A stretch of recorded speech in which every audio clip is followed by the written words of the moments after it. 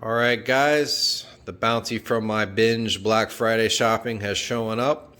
I got a 20-pound box of Carib Sea Life Rock branch. This is the Tonga branch. It's a very nice product. Good variety here of tri-points and some dual point pieces. I'm going to use a Griffin diamond band saw to cut some of the ends off and kind of, work these the way I want them. And I'm going to use 2-part epoxy from Two Little Fishies. This is their Aqua Sticks. It's a 4-ounce package, gray in color. I find the gray to be more subtle in the beginning. They do also offer a pinkish purple version. So I got an outline here on this cardboard of the area I'm working with. These smaller squares represent my power heads. So I'm going to get to work here. Let's see how this goes.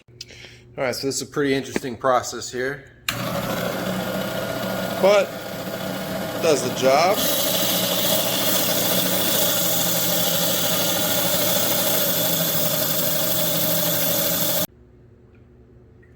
Alright, so this is what the Carib Sea Life Rock branch looks like inside.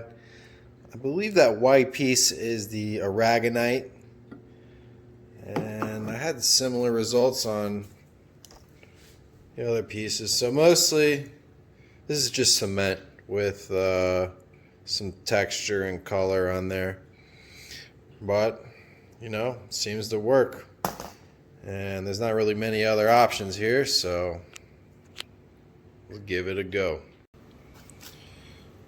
So what you're going to want to do is just cut or break off a small piece of the epoxy and mend it until it's one color. It's a light gray and a dark gray. And for best practice, I would recommend wearing gloves if you plan on reproducing or changing the world here, but acro breeder don't care. So you see what I got going on here. I'm using the other Aqua Sticks as a kickstand. And just kind of looking for inspiration in the natural curves of the rock. I'm going to go ahead and give this a little taste here for Mark. Wow, it's better. It's definitely better, Mark. It's the next morning. The epoxy's cured. This is the final result of my aquascaping project with the Life Rock shapes, Tonga branch. Pretty happy with the outcome. This is going to be the main viewing angle as I view the 40-gallon breeder the majority of the time in the kitchen, making my breakfast, drinking my coffee. Give you guys a little walk around here. Looks pretty good from this angle as well.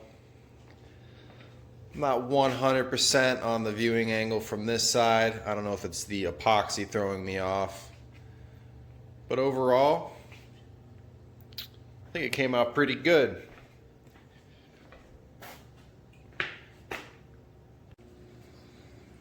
Okay, I'm removing these colonies. I was trying to think of a way to make this more challenging.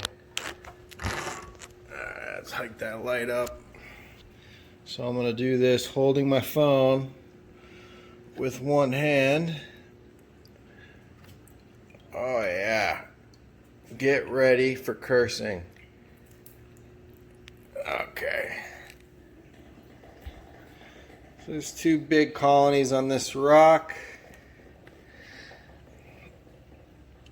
I'm going to try just to kind of give it a shock right here and see what happens. Clear. Nothing. Clear. Sometimes you get lucky and it just shatters. The 40-gallon breeder is rebirthed. I'm elated at the outcome of the re-aquascape. The removal of the boulder-like previous aquascape and extra large colonies has just given this tank a whole new life for me. I'm looking forward to watching some high-end acroporas grow in the future, and given a year's time, this tank is just going to be taken to a whole new level. It's going to be stunning. I started to adhere some higher end acros to the tips of the Tonga branch structure. I got a few spots available, so I'll be looking around, seeing what's available. The rest of the remaining corals didn't seem to miss the change in biological filtration, as I did remove half of the rocks and put in, dead rock essentially. I was slightly worried, but none of the corals have seemed to notice, which is nice. Again, just looking forward to watching this grow in and kind of repurpose the tank for me. The 40 Fusion Seahorse Zoanthid tank is finally hitting a stride here after 16 months of confusion, mistakes, even some depression. This thing was really bothering me. I couldn't keep the zoanthids open throughout the lighting schedule. Many of you did suggest that I was overlighting the tank, and I had previously turned down the lights with no success.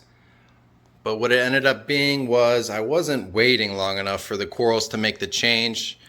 So now I have this 135 watt LED fixture, the whites on 0 and the blues on 30. If you are looking to go a similar route, that is the numbers I found success at. So yeah, everything's finally doing good in here. Seahorses are happy. I have a new addition here of a green leather. Picked this up from a local hobbyist, and this thing is just bright green and broad daylight in a bag. It's just an amazing coral. Really happy I was able to find someone in the area with that. So yeah, all the zoanthids are starting to color up, extend their polyps a little bit wider. So I'm really happy with the direction this is going. 80-gallon frag system, still going through the beginning stages of a system set up with no live sand and dead rock. I am not immune to the experience of many other hobbyists of a diatom bloom in this situation. To combat it, I'm increasing the temperature to 81 degrees and running UV sterilization. The UV sterilization has instantly cleared up the water, but the diatoms persist. I'm going to give it a few weeks and may increase to 82 degrees Fahrenheit depending on the success of the initial increase.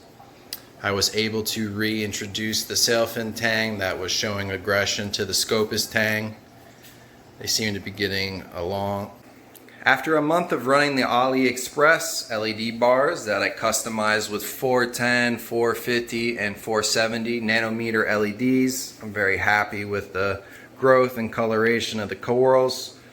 They do run just warm to the touch, so that should help with the longevity of the fixtures. I did notice other LED bar fixtures run quite hot, and with the Orphix, I did have them burn out after about a year and a half.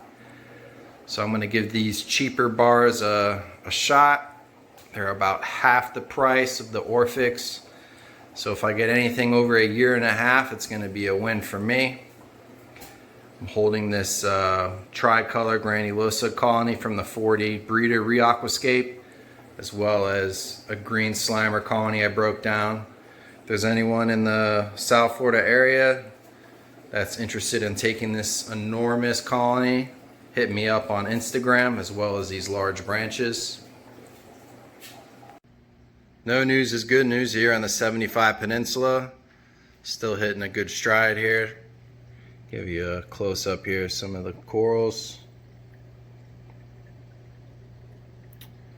Some of these more recent additions are really taking off. I did add a Bill Murray frag here, the closest one. This tank has been easy for the last 6 months. The Jason Fox B33 is the only exception. It is almost completely bleached. It's kind of stumping me here. I'm thinking maybe it's getting some sort of coral aggression because it is sandwiched here in between two large colonies of red planet. Other than that, Not really too much worth mentioning. I did finally frag this shortcake tip off and see if that would induce any new growth. I need to remove this green slimer. Contact me on Instagram. I provided a link in the description below.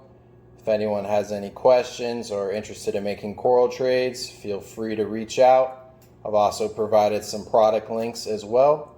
Make sure to subscribe to follow me through my reefing journey.